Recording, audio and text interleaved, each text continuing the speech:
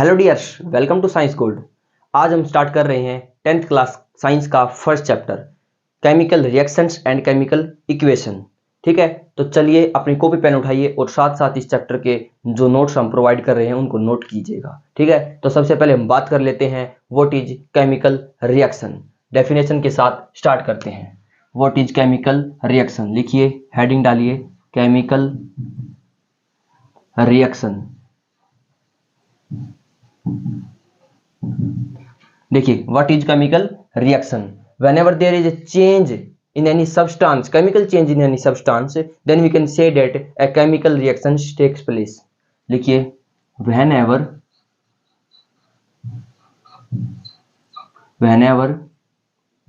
there is a chemical change in any substance, then we can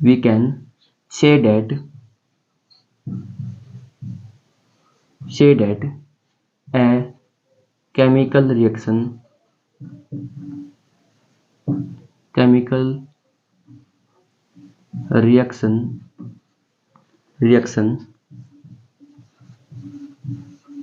takes place. Okay, a chemical reaction takes place. देखिए, जब किसी substance में कोई chemical change होता है तो उस केमिकल चेंज जब हो रहा हो तो उसको हम कह सकते हैं कि केमिकल अभी जो रासायनिक रिएक्शन से रासायनिक अभिक्रिया हुई है। डेट इज, फॉर एग्जांपल देखिए आप, क्या होगा? डाइजेशन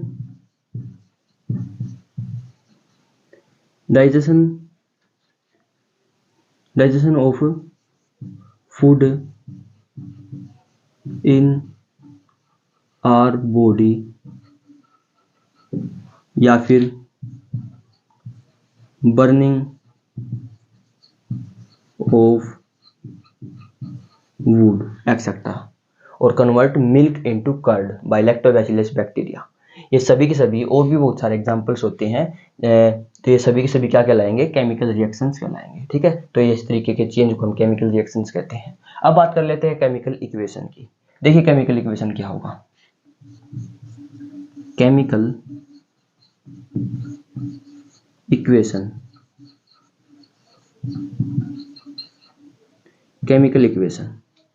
क्या कहेंगे? एसेंबलिक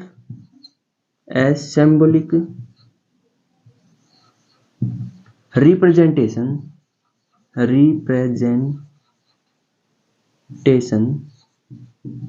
of a chemical reaction is known as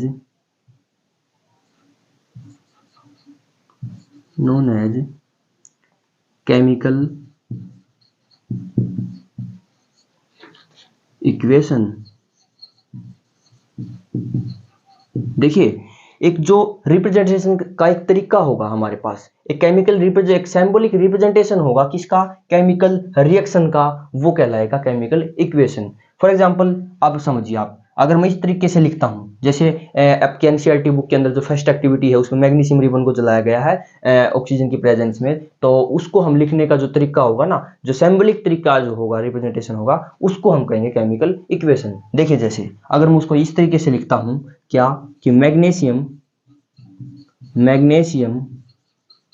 ribbon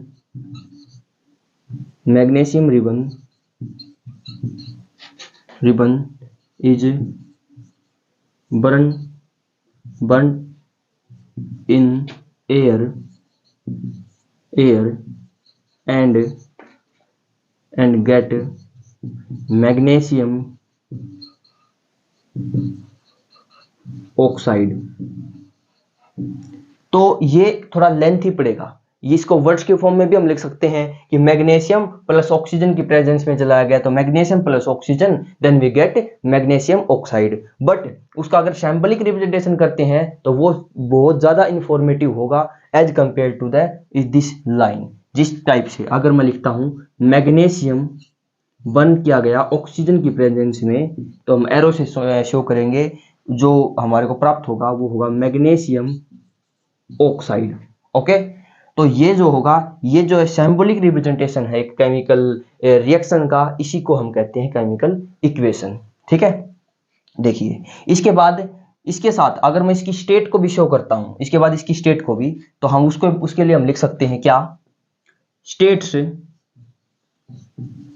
states of, देखिए ये कंप्लीट क्या होगा, रिएक्टेंट होगा, रिएक्टेंट, और इस तरफ क्या होगा, प्रोडक्ट। तो states of reactants and product क्या होगा बताइए। यदि मैं रिएक्टेंट्स और प्रोडक्ट की जो स्टेट है उसको भी शो करता हूं, तो वो जो केमिकल इक्वेशन होगी और ज्यादा इंफॉर्मेटिव हो जाएगी। तो लिखता हूं state of reactants and products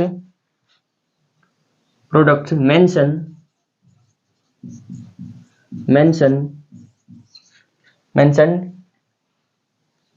state of reactants and products, क्या होता है, स्टेट जो होती है वो भी ऑल्सो मेंशन की जानी चाहिए, सो date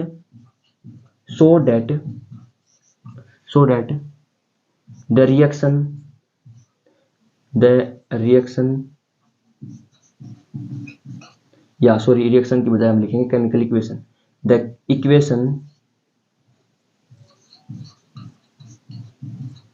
equation will be more informative.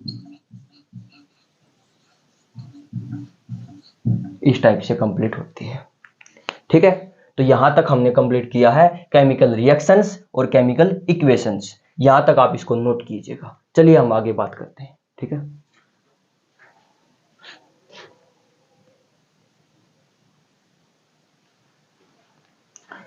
अभी हमने बात किया कि जो स्टेट्स होती है रिएक्टेंट और प्रोडक्ट साइड की, यदि उसको भी मेंशन किया जाए स्टेट को भी, तो वो मोर इन्फॉर्मेटिव होती है। तो आप किस टाइप की स्टेज, मैं यहाँ पर स्टेट के बारे में बात कर रहा हूँ। जैसे अगर मान लीजिए अभी ये जो इक्वेशन लिखी थी हमने Mg प्लस O2, तो then we get MgO, magnesium oxide हमारे को प्राप्त हुआ। तो यहाँ पर देखिए किस टाइप की स्टेट की मैं बात कर रहा था। आपको इस टाइप से लिखना है, जैसे यदि आप गैस के लिए करोगे तो गैस जी लिखेंगे, G फॉर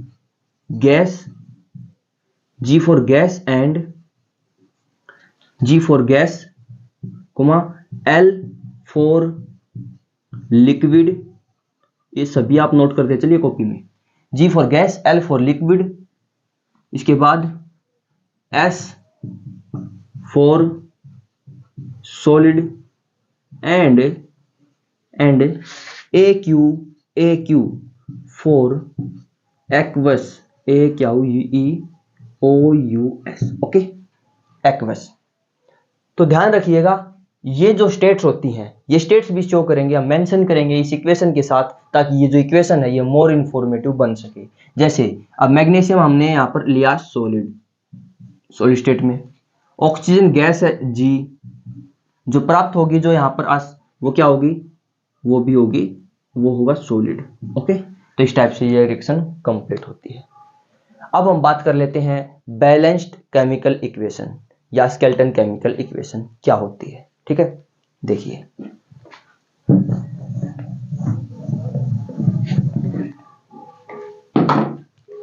अब देखो, सबसे पहले लिखेंगे skeleton chemical equation, skeleton chemical equation, skeleton chemical equation. ठीक है, स्केलेटन मतलब कंकाली रासायनिक अभिक्रिया क्या होती है। देखिए जब इसे पहले समझते हैं law of conservation of mass, जो 9th क्लास में 3rd चैप्टर में आप स्टार्टिंग में पढ़ चुके थे कि law of conservation mass, this law state that mass neither be created nor be destroyed in a chemical reactions. ठीक है, जो मास है वो ना तो क्रिएट किया जा सकता है एंड ना ही डिस्ट्रॉय किया जा सकता है किसी केमिकल रिएक्शंस के अंदर। तो फिर इसका मतलब जो मास के बिहाफ पर हम यहाँ पर केमिकल, ये जो बैलेंस टू केमिकल और स्केलेटन केमिकल इक्वेशन, इसको कैसे डिफाइन कर रहे हैं, उसके साथ कैसे हम ज्वाइन करवाएंगे बात को, समझिए। अभी अभी हमने जो एक रिएक्शन लिखी है उसी का बार बार एग्जांपल लेंगे। मैग्नीशियम और ऑक्सीजन को हमने यहाँ पर लिया तो हमारे को रिएक्शन बताएगी, तो ये कंप्लीट करवाई तो हमें हमारे को प्राप्त हुआ MgO। अब यहाँ पर ये देखिए कि क्या इस तरफ इनका मास मेजरमेंट किया जाए और इनका मास मेजरमेंट किया जाए तो क्या वो मास इक्वल होगा? अगर वो मास इक्वल है तो ये रिएक्शन बैलेंस है, अगर वो मास इक्वल नहीं है तो ये रिएक्शन अनबैलेंस्ड है, मतलब स्केलेटन इक्वेशन, कंकाली अभिक्रिया कहलाएगी। बट कैसे पता चलेगा कि ये रिएक्शन बैलेंस्ड और नहीं? कैसे मास मेजरमेंट करेंगे? हम मास के भी यहाँ पर इनका नंबर ऑफ एटम्स को देखते हैं कि कितने कितने प्रेजेंट होते हैं reactant side as well as product side.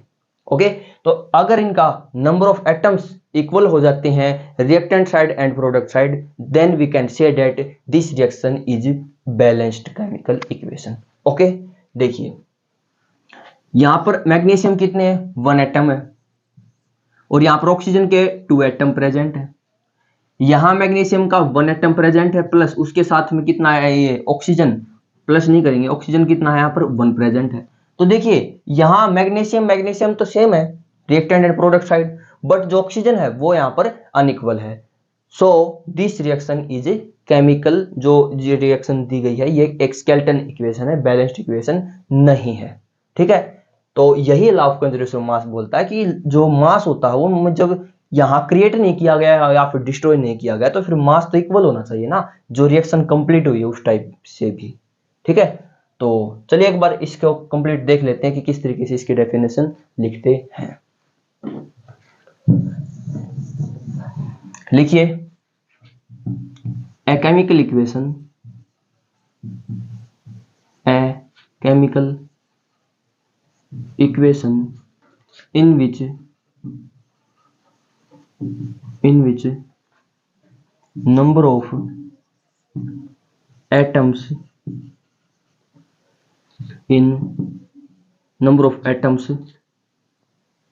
are not equal, number of atoms are not equal in both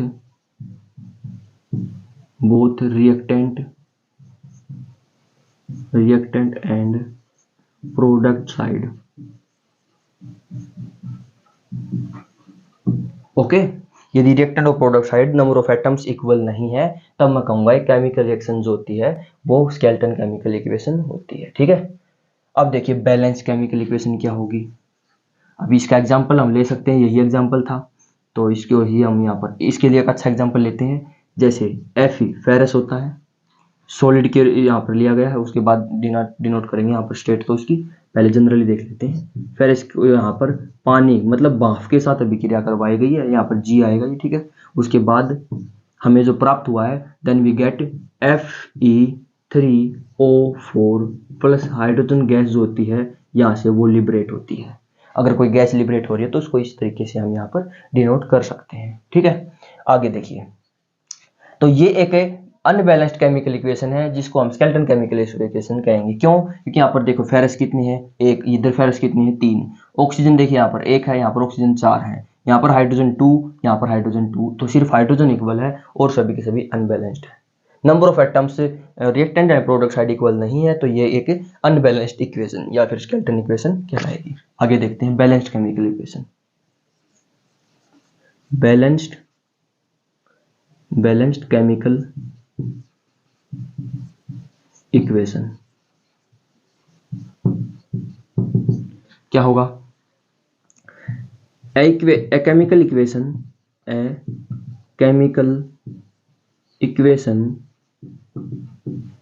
in which number of atoms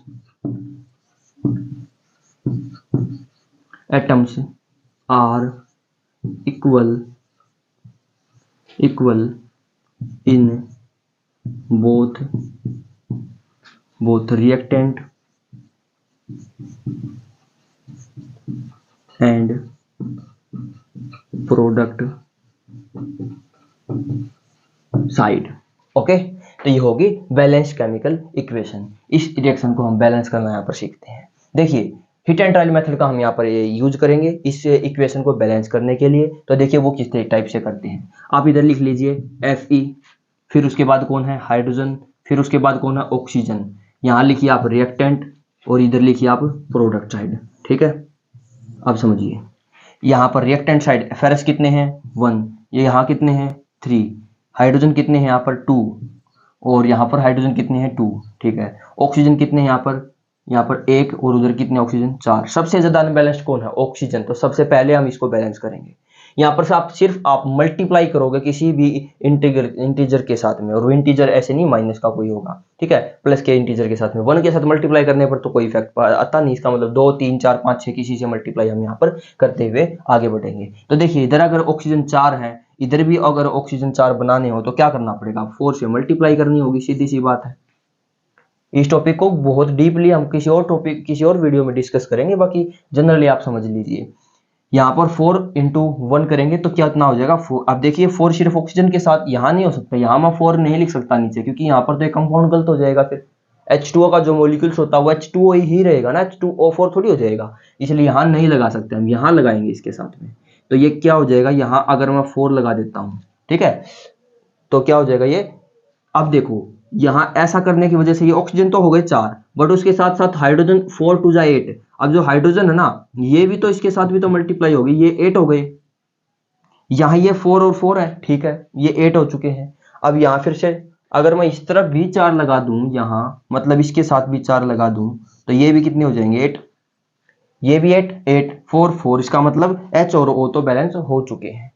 बात करते हैं अब फेरस की। यहाँ फेरस 3 है, यहाँ फेरस 1 है, अगर मैं इसके साथ किसी की मल्टीप्लाई करता हूं तो कोई दूसरे पर इफेक्ट तो आएगा नहीं, तो डायरेक्ट आप मल्टीप्लाई कर दो 3 के साथ में। ये मैंने मल्टीप्लाई की तो ये एक बैलेंस केमिकल इक्वेशन बन जाएगी। तो इस एग्जांपल को फिर हम यहाँ पर लिख सकते हैं। पहले आप अनबैलेंस लिखिएगा ऊपर, फिर आप बैलेंस लिखिएगा as it is 3Fe + 4H2O, उसके बाद हमें प्राप्त हुआ Fe3O4 + 4H2। अब देखिए इसकी यहाँ पर स्टेट भी शो करते हैं, वहां आप इसको मत लगाइएगा बिकॉज मैंने ऊपर क्या लिख रखा है एक स्केलेटन इक्वेशन, ठीक है, यहाँ लगाइए सभी के। ये फेरस क्या है सॉलिड, ये पानी क्या है लिक्विड, यहाँ सॉरी गैस, यहाँ पर गैस ये स्टेट में लिया गया है। यहाँ पर ये क्या होगा सॉलिड, क्योंकि ये जंग एक का फॉर्मूला एक तरीके से बना है। यहाँ पर फिर क्या है जी गैस की फॉर्म में लिबरेट हुई है हाइड्रोजन गैस, ठीक है। जब हम बाप के साथ अभिक्रिया करते हैं किसकी आयरन की, तो हमारे को वहां हाइड्रोजन गैस प्राप्त होती है, ठीक है। तो ये था स्केलेटन केमिकल इक्वेशन और बैलेंस्ड केमिकल इक्वेशन। ओके, आगे चलते हैं।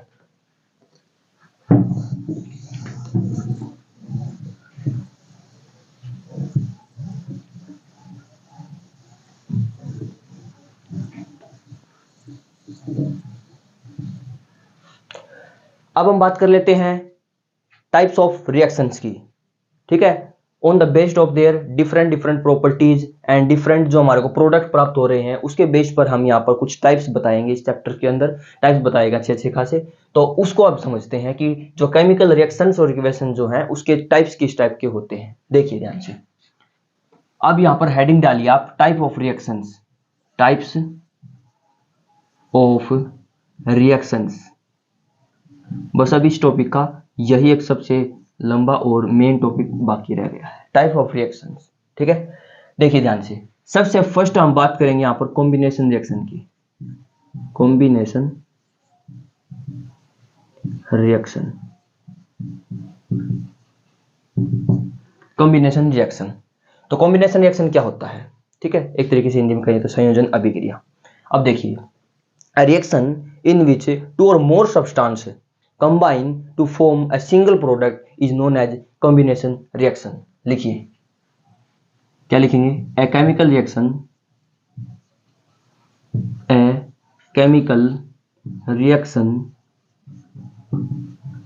in which in which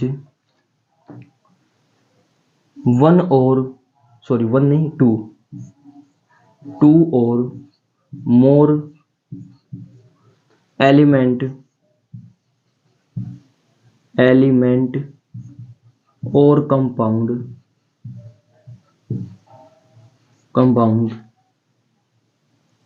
a chemical reaction in which two or more element or compound combine to form a single product is known as combination. Form a single product is known as combination reaction.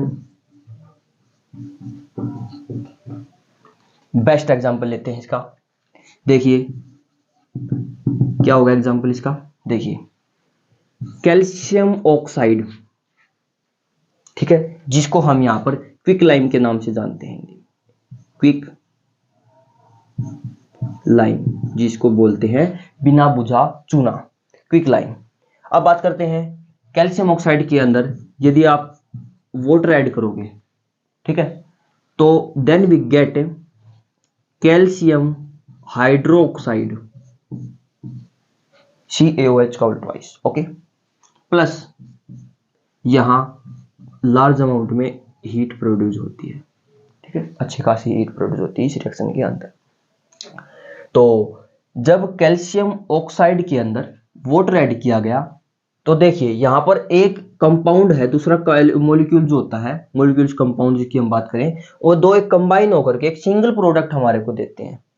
तो ऐसी reaction क्या कहलाएगी? Combination reaction कहलाएगी, जिसमें combine हो रहे हैं two or more elements or compound, okay. तो ऐसी रिएक्शन क्या कहलाएगी? Combination reactions. देखिए अब इस रिएक्शन के बारे में थोड़ा सा डीप स्टडी करते हैं।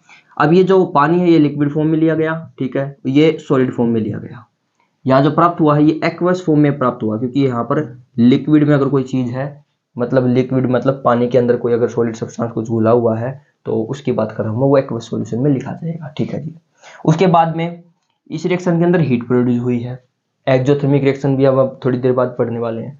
तो क्विक लाइम से यहाँ पर जो हमें प्राप्त होगा, क्विक लाइम था, वाटर ऐड किया, हमें स्लेक्ड लाइम प्राप्त हो गया, स्लेक्ड लाइम, ठीक है, बुझा हुआ चूना हमें प्राप्त होगा।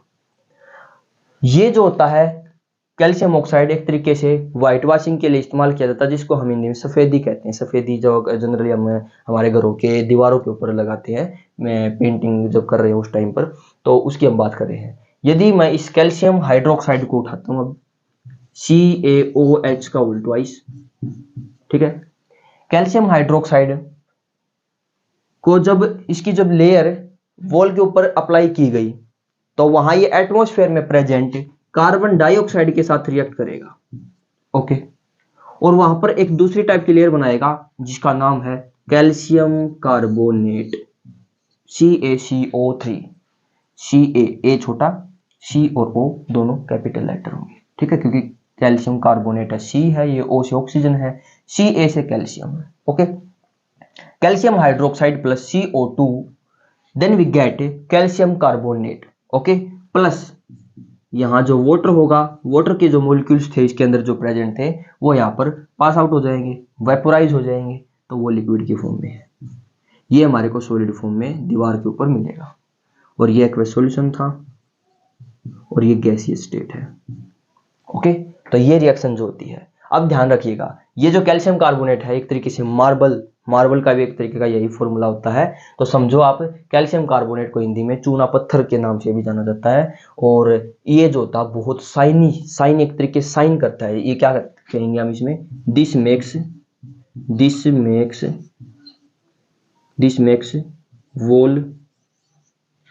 वॉल शाइनिंग,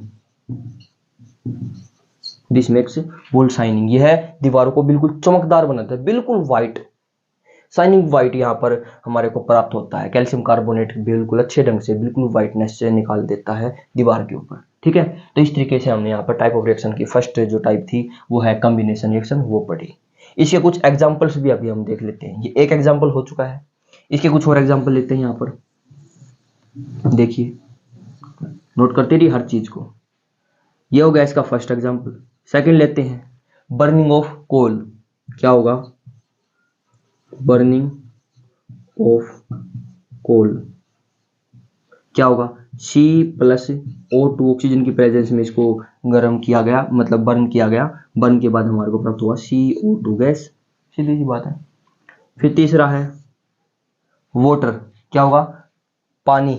पानी किस तरीके से बनता है? ऑक्सीजन प्लस हाइड्रोजन, उल्टा लिख रहा हूं मैं, पहले लिख देते हैं hydrogen plus oxygen, then we get H2O, पानी। ये रिएक्शन बैलेंस नहीं है, आप खुद कीजिएगा बैलेंस, ओके।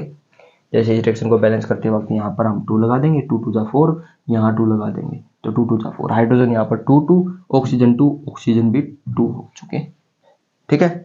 तो ये मैंने यहाँ पर 3 रिएक्शंस लिख दिए।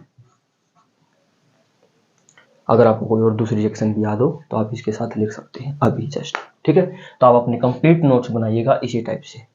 आने वाली वीडियो के अंदर इसी का अगला पार्ट, यहाँ पर यदि इस रिएक्शन के अंदर हीट अब्जॉर्ब हो रही है, सॉरी हीट यहाँ पर प्रोड्यूस हो रही है, तो हीट प्रोड्यूस होने वाली ऐसी रिएक्शंस को हम एक्जोथर्मिक रिएक्शन के नाम से जानते हैं। उसके बाद हम यहाँ पर फिर पढ़ेंगे कॉम्बिनेशन के बाद डिकम्पोजिशन रिएक्शन, डिकम्पोजिशन में फिर हम पढ़ेंगे एंडोथर्मिक रिएक्शंस, एक्जोथर्मिक जिसमें हीट प्रोड्यूस होती हो, एंडोथर्मिक जिसमें हीट अब्जॉर्ब की जा रही होती हो, ठीक है। तो इस टाइप की रिएक्शंस आगे आने वाली वीडियोज के अंदर हम जानेंगे। इसको